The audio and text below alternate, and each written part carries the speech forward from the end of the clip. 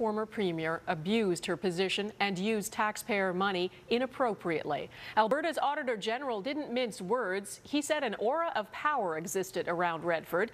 And as Jamie Dahl reports, her staff felt trapped, unable to question how she was spending public money. The details have been leaking for months, but today the full scale of Alison Redford's alleged abuse of power became clear. Arguably the most troubling is the personal use of public assets. That's a fact. That's wrong. The Auditor General says the former Alberta Premier and her office misused public resources, blaming it on what he called an aura of power. Others who had to interact with the Premier and her office, I think they felt in some way, I mean, it's a word that I haven't rehearsed. I'm trying to answer your question as best as I can, sort of trapped in this. Over an 18-month period, Redford's office spent more than $600,000 taxpayers' dollars on travel, meals, and accommodations.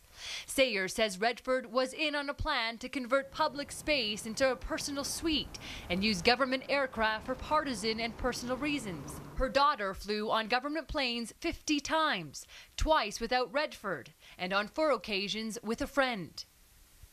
And then there's the practice of seat blocking. The investigation found in just 3 months, her office booked fake passengers on public planes on 12 occasions so she could travel alone. The 44-page report paints a picture of elaborate spending habits with no accountability.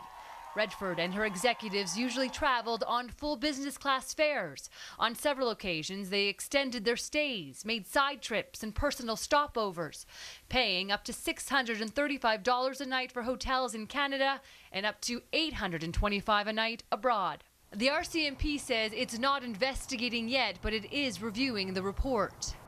The Auditor General doesn't believe the practices are widespread, but the opposition is calling for other members of government to step down. You know, the opposition is going to be swimming towards this report, saying, you know, this is just another example of the Tories not having policies, not supervising how money is spent. And if the RCMP does decide to investigate, it's something this political scientist believes the Tories may not be able to recover from. Jamie Dahl, Global News, Calgary.